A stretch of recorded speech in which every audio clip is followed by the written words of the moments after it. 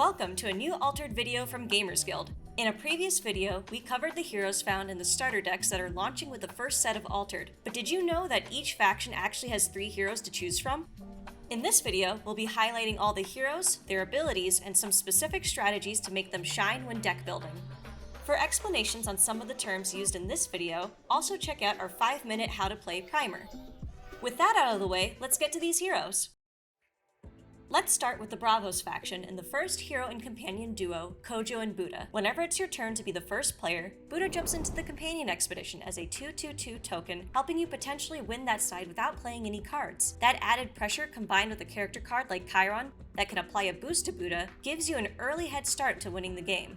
Next, meet hero Atsadi and their companion Surge. The name of the game for this duo is to go big or go home. This hero begins the game with 5 heroism counters, and after you play a character with a cost greater than or equal to the number of heroism counters currently on Atsadi, you draw a card. This ability rewards you later in the game for playing big characters like Atlas for card advantage. But watch out, the more heroism counters you have, the more costly your characters have to be to keep drawing that extra card. And to round out Bravos, check out the hero Basira and their companion Kaizaimon. Basira is all about that boost. Whether it's from a spell like Physical Training or a character like Bravos Blade Dancer entering play, whenever a character gains 1 or more boosts, you can exhaust Basira to have a target character gain 1 boost.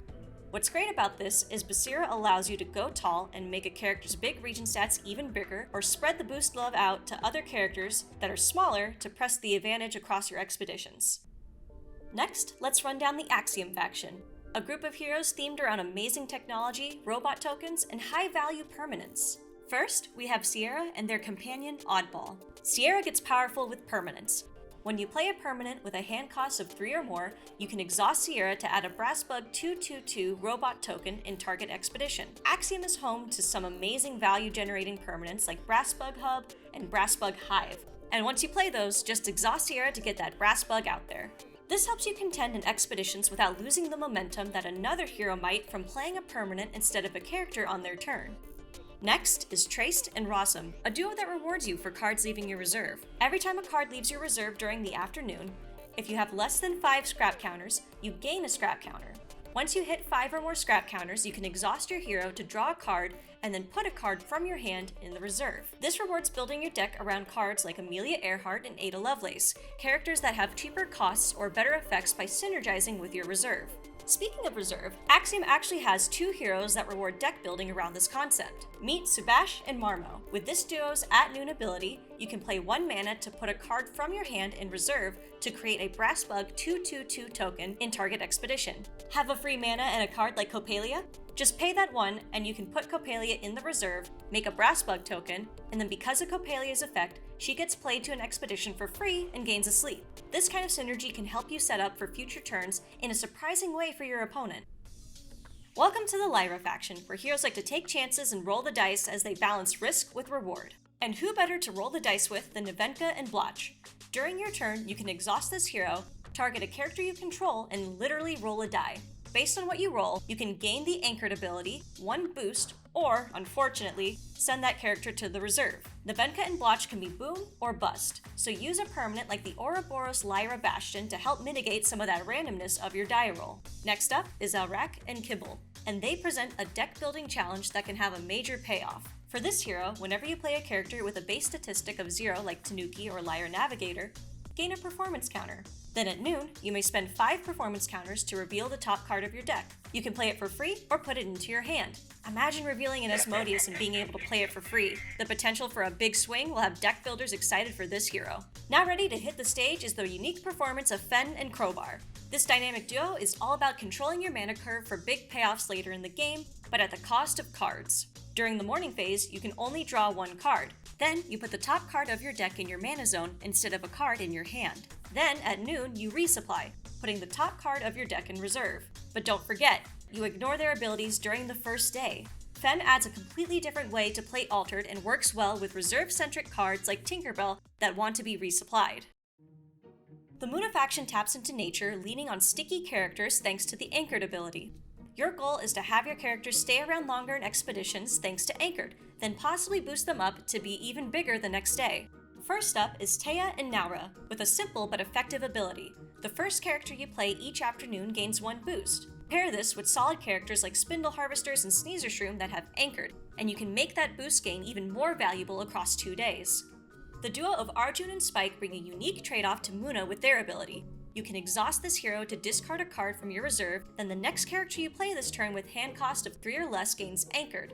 Apply this to stockier characters like Inari, and you can make a persisting problem for your opponent to deal with. And to round out the Munna heroes, we have Rin and Orchid. Since Munna is all about nature, this hero cares about whenever one of your expeditions moves forward due to the forest region stat.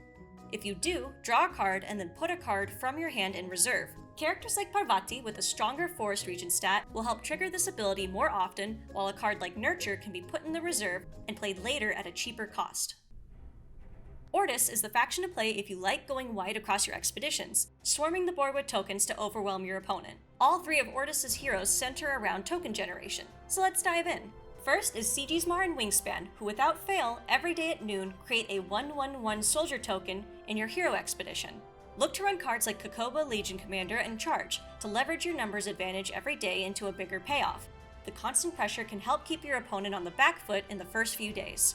The next duo, Waru and Mack, present a more thematic incentive to deck building. At noon, if you control 1 or more bureaucrats, create a 1/1/1 soldier token in target expedition. Also, when you play a bureaucrat, you may have it gain a sleep. It's a bit obvious to stock your deck with characters like Robin Hood and the Council, bureaucrats that can help you create a free soldier token to push your expeditions over the top. The additional layer of strategy, especially going second in the day, is deciding if you want your played bureaucrat to fall asleep, allowing them to stay out in the expedition for the next day. This is a good call to make if you're already going to lose the expedition and want to play ahead for a future push.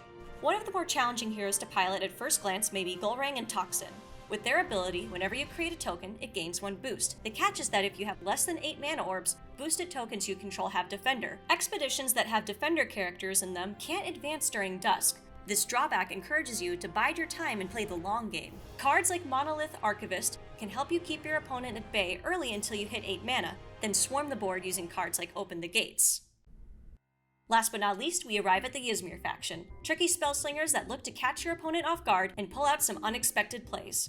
First, meet Akesha and Taru. This duo is all about wanting to see what your opponent plays first. Their activated ability, if you're the first player that day, allows you to end your turn as if you had played a card. This is a much more reactive playstyle that works to the advantage of cards like Off You Go, where you want your opponent to play out their threats first so you can punish them with removal. The duo of Lindiwe Maw is one of the more unique deck building challenges in Altered. This hero, when activated, creates a Maw 0/0/0 companion token in your companion expedition, which reads, when you sacrifice a character, I gain 2 boosts. This action costs 1 more mana if you're not the first player, so the name of the game here is to sack your other characters so Maw can get boosted up. Look to leverage good targets to sacrifice like Moonlight Jellyfish and Ysmir Stargazer to help boost Maw to be big enough to win your companion expedition while gaining even more benefits. And the last hero of our video today is Afanas Senka. This is the most straightforward of the Ysmir heroes and rewards you for playing spells. Their ability is that when you play a spell, a target character you control gains 1 boost. Pair this with cheap spells like Magical Training and Spycraft to great effect, as you not only get a good spell effect, but also buff your characters in play with boosts.